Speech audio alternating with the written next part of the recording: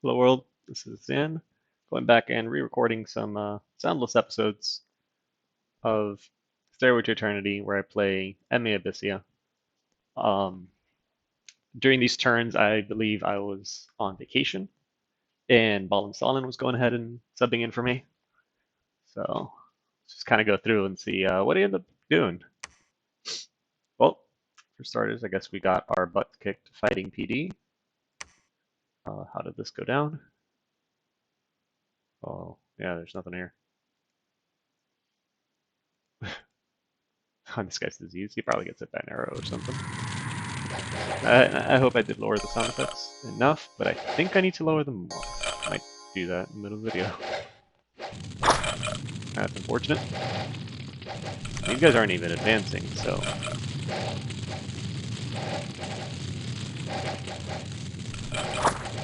Yeah, they're pretty good fireballs, I guess. How's he not gotten hit yet?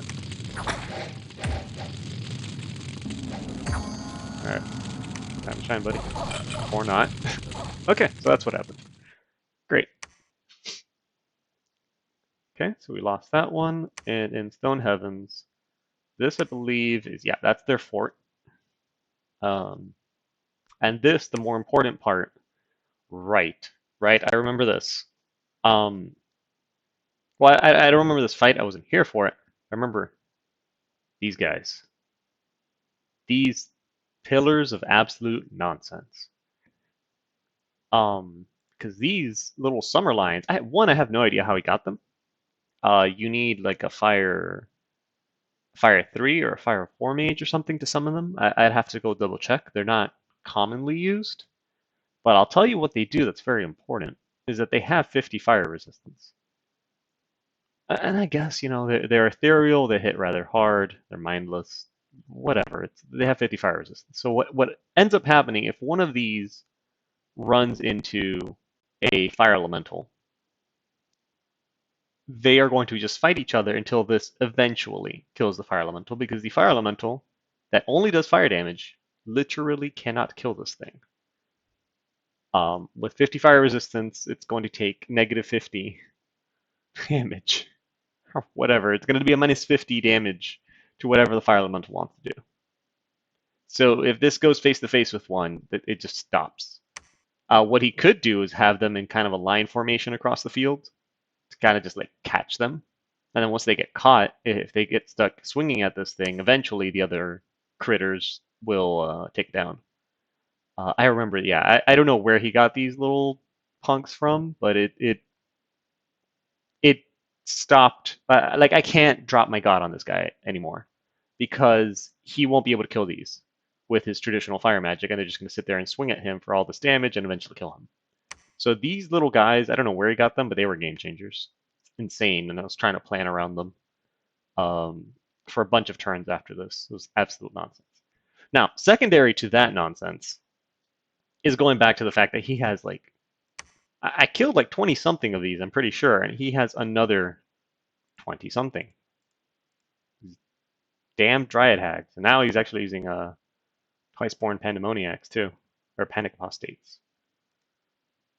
And carrying absolute nonsense.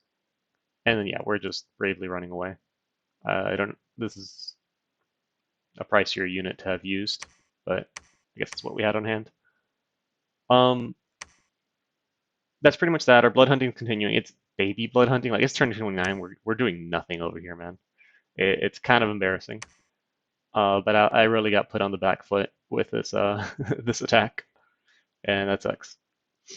My god finally built a lab, so he's probably gonna be researching. Um, I don't remember if this was the move that was made. I hope not, because this army cannot beat that army. Not with 25 Dryad Hags in it. And I will say, as almost a spoilers, is a lot of the indecision and um, caution I take during this war against Asphodel is the fact that he's bringing 30 mages to every fight. I'm bringing like 6. And I think I continue just saying I'm just going to bring 6 against this 30 for a while until I decide that's not feasible.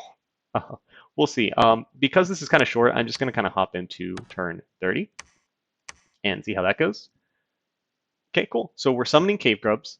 I think this is something he messaged me about, and I told him because I personally like cave grubs, especially for Abysia, especially when you start in a cave, because they have very high hit points. Cool. They have high strength. Cool. They hit this little corrosion thing, like breaks armor and stuff. Cool. Now, all these cool things, they're nice, high morale, but they're undisciplined and kind of low protection, low defense. So you don't really want them to fight. What you want them for is that siege strength. So it's 13 each. We had 3 casts get me 5 each, right? I think it's yes, it's about 1 earth gem each. Yeah, so about 1 earth gem each, and it's just a lot of siege strength. And one thing Abysia has trouble with is, actually having units. And although their units do have high siege strength on their own, you can't get a lot of them. So if you want to crack forts quickly, usually as an Abysia player, you will want to start in a cave anyways, because you get income and resource bonuses that are kind of huge, very significant. So starting in a cave is very important for you, and then that give you the siege strength. So I think that's just a little neat synergy there that I told them about. So there's more site searching going on. This is a great site. I don't remember if I end up using it just due to gold problems. Not being able to set up infrastructure there. And it looks like the Centaur Warriors are back. Let's see if any of the fights are interesting. Okay, so we defeat them there. Probably light this guy on fire. We'll skirmish, and then here he beats these. There's an actual fight. Is this Malthus? No. Bellish. With the random thug gear that I found from certain dryads that were attacking me. Paid in kind. And then he sends a horde of garbage, and my lava warriors just do lava warrior things.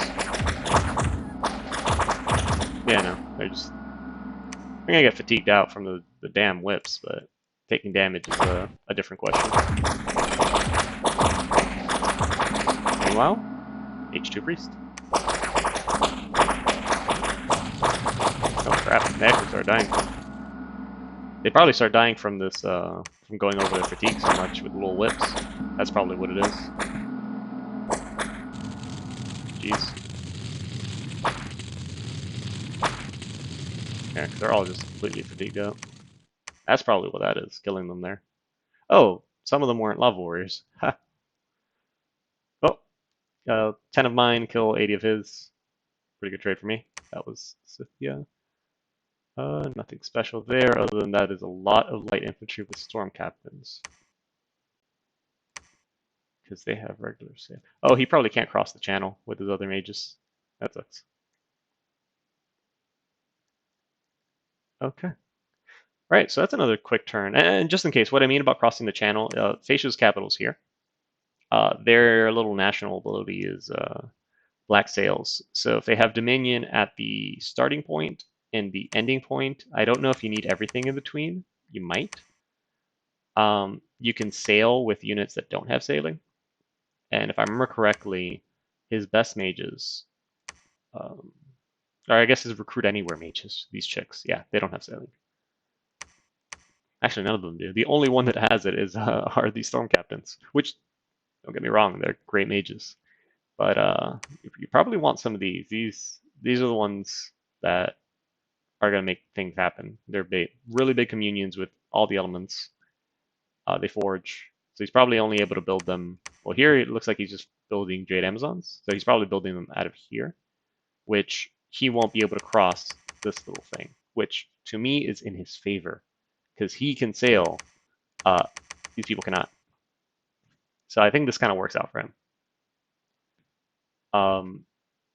Honestly, it's been so long I can't remember what was going on in the world. I hope I mentioned it in the videos that were done live. I think I'll do just another quick turn. 31. Can't be too crazy, I'm sure. Okay, I got a Frostbrand from Facia. Cast Infernal Breeding, which is a great spell. Blood Feast so that this guy doesn't die. And we just, all the provinces that got raided, I'll just go ahead and take them back, except for whatever's going on here. 26 hags. Jesus. And it looks like he put them all together to do nothing. Okay, so he had taken these 3 provinces last turn, and he just kind of collapsed them all here, maybe trying to catch one of these guys. That would have been bad. I don't have fire gems. Meanwhile, I'm bringing, I guess, Malthus back up from wherever he was. I guess he was site searching over here. And his little contingent of 13 lava warriors can definitely take on those centaurs. Easy peasy. Okay, Prima Dominion change. Sure. Other than that, it looks like I'm holding position here, but very likely I'm not sure if I want to take the fight with this army just yet. I don't know if he starts doing it here. Well, actually, we can check on his mages. Yeah, here's Fall Vapors. So there's Fall Vapors, and I don't have... I think I'm just starting to recruit these idiots. I don't have a means to stop it, essentially. Stop Fall Vapors, you need... the one everyone points at is Serpent's Blessing, Whoopee. You can use Poison Ward to do it. The problem is it becomes absurdly expensive to do this over multiple fights. Because Foul Vapor is like, it's just going to be 1 gem, haha, screw you, 1 gem. Whereas Poison Ward is going to be 1 gem per AoE 15. So what ends up happening is they're going to go, haha, I can cast Poison Ward, and then you're going to have to spend 4 to 5 gems for every gem that they do. It's kind of nonsense. It's a very powerful spell. My God having nature is one of the ways I meant to deal with it in the way that we are going to, which is that expensive poison ward way.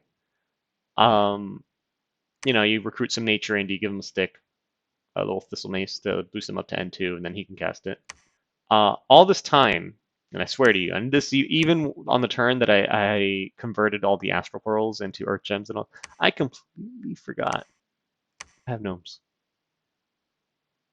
Guys. All these hoops I'm jumping through to get the earth boots, to get nature 2. This little palisade over here. I got gnomes. I could have just been building those. Good times. Over here, I'm moving out these assassins to see if I can kill some of his reanimators.